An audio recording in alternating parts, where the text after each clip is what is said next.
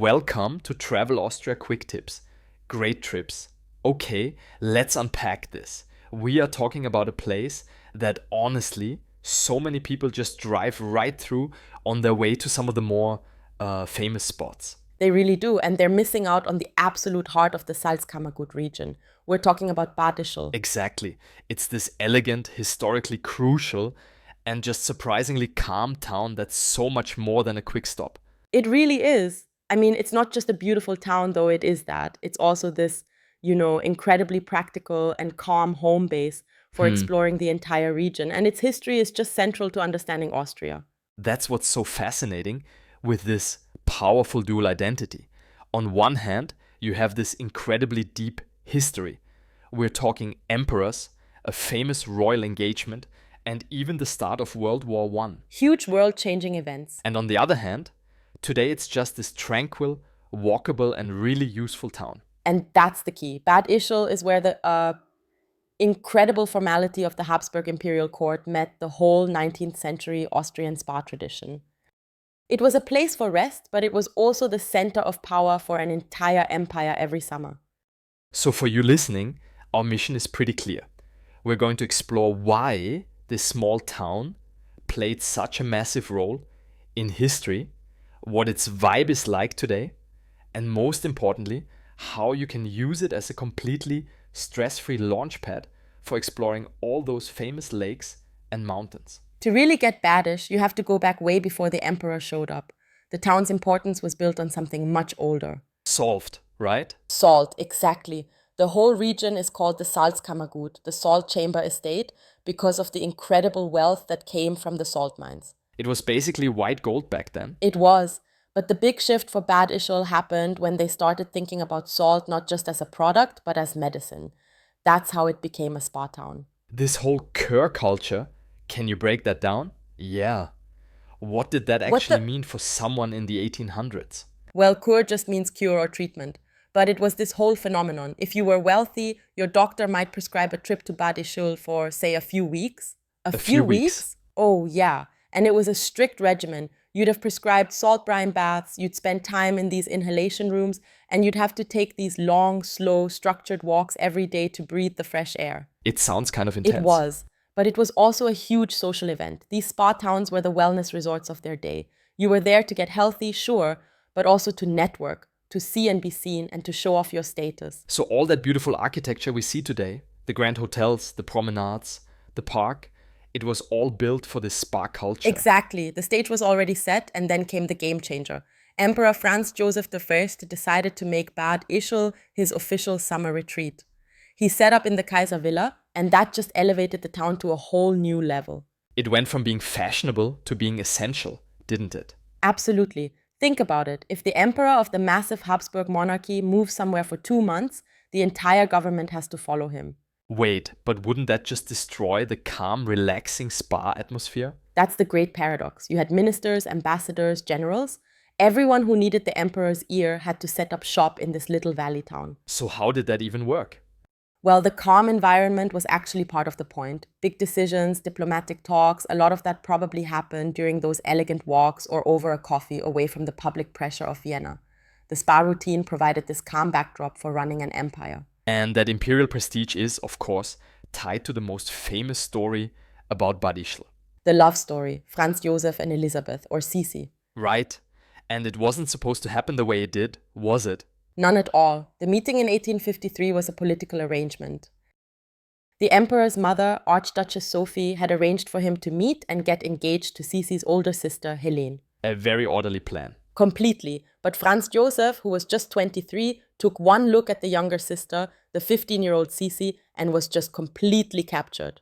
And the romantic setting of Bad Ischl probably helped. I think so. Away from the strictness of Vienna, he made this impulsive decision, and their engagement was announced right there in Bad Ischl. It forever cemented the town's place in history as this site of rock. But the town has a darker side to its history too. We have to talk about 1914. We do. It's such a stark contrast. The town is all about health and restoration, yet it's the place where one of the greatest catastrophes in modern history was set in motion. Franz Joseph was at the Kaiservilla, as usual, in the summer of 1914. This was right after his nephew, Archduke Franz Ferdinand was assassinated in Sarajevo. The irony is just staggering. He's an old man by this point, 83 years old, going through his quiet summer routine, but the world is on a knife's edge. And the declaration of war against Serbia, the document that basically triggered World War I, was signed right there in the Kaiservilla, not in Vienna. It's a haunting thought, isn't it? A decision that would shatter an empire and change the world was made in a quiet, peaceful summer home. It just shows that history doesn't only happen in big capital cities. And that historical weight is something you can still feel today. Which brings us to what it's like to visit Bad Ischl now. It does. Let's talk about the vibe. The first thing you notice is the river. The Trone River flows right through the middle of town, and that sound of water is just everywhere. It creates this naturally soothing atmosphere with all the little bridges and riverside walks. And that's its modern superpower. It's not a huge destination with a dozen major museums you feel like you have to see, and that's its strength. You can walk everywhere, it's calm, and you can just enjoy it without pressure. Instrumental music plays. This is such an important point. If you've ever been to, say, Hallstatt and just felt totally overwhelmed by the crowds, oh yeah, Bad Ischl is the perfect reset. It gives you that Salzkammergut feeling, the water, the mountains in the distance, the traditional buildings, but with space to actually breathe. It's the anti-pressure base. It kind of forces you to slow down, which goes right back to its spa town roots. Okay, so let's get practical. If you're there, what are the essential things to do to really tap into that feeling? We've got 5 key experiences. Number one has to be the Kaiservilla, the Imperial Villa. It's the essential historical stop. You have to go there to connect all the dots. Seeing the rooms where Franz Joseph lived and worked, it makes the history feel so much more real. It really does. And don't just rush through the house, the park around is just as important. Sisi actually designed it to look like a natural English garden. So when you're walking there, you're literally walking through a piece of imperial history. Okay, what's on number 2? The Kurpark and the riverside promenade. This is the heart of the spa town identity. The park is just made for slow, easy walking. In German, they call it spazieren, just strolling for the sake of it. It's not about hiking, it's about just being there. Exactly. Sitting on a bench by the river, you're doing the exact same thing aristocrats were doing 150 years ago for their health. It connects you right to the town's original purpose. Love that. Number 3 is one of my favorites. It has to be a stop at Café Sauna. This is a non-negotiable part of any trip to Austria, and Sauna is one of the most famous pastry shops in the entire country. It's more than just a cafe, isn't it? It's an institution. A total institution. They've been around for almost 200 years. The idea of the Austrian coffee house is that it's a ritual. You don't just grab a coffee to go, you sit. You order a proper piece of cake, maybe their famous Sannerstollen, and you stay for an hour. You commit to the moment. Yes, that unhurried feeling is the baddish you'll experience. Okay, number 4 is simple but important. It's just unhurried strolling. The best way to see Bad Ischl is to just wander, walk over the bridges. Look at the architecture, the ornate balconies, the pastel colors. Don't rush. You really can't see this time quickly. If you try, you miss the point. You do. Yeah. The center is so compact you can walk it all in a couple of hours. The joy is just in letting the town's rhythm sink in. And finally, number 5 brings it all full circle. Right, incorporate a wellness moment.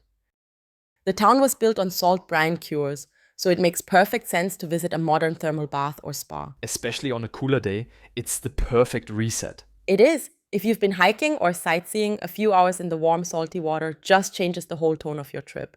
It reminds you that the point here is to relax. Doing less in Bad Ischl actually makes the trip feel more authentic. Okay, so this brings up a really important question.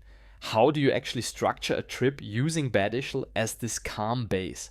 This is where the town's location becomes its secret weapon. It's not just calm on the inside, it's strategically central to the entire Salzkammergut. There's a perfect 2-day plan that really works well. It does. Day 1 is all about Bad Ischl itself. You do the Kaiservilla, you walk the Kurpark, you have your long coffee break at Sauna, you just let the calm of the town settle in. And then on day 2? Day 2 is your exploration day. You pick just one nearby lake or scenic area to focus on. You go, you immerse yourself in it, and then, this is the key, you return to the calm of Bad Ischl for the evening. I love that. It avoids that feeling of constantly being on the move, of trying to see everything at once. Exactly. It minimizes stress and maximizes enjoyment. You anchor yourself in tranquility and just venture out for manageable doses of that big scenery. So let's talk about those day trip options. The big one on everyone's list is probably Hallstatt. Of course, and the advice here is simple. Do it as a smart day trip, not a stressful mission. Meaning timing is everything. Everything. It's only about a 30-minute trip from Bad Ischl. So it's super easy, but you have to go early.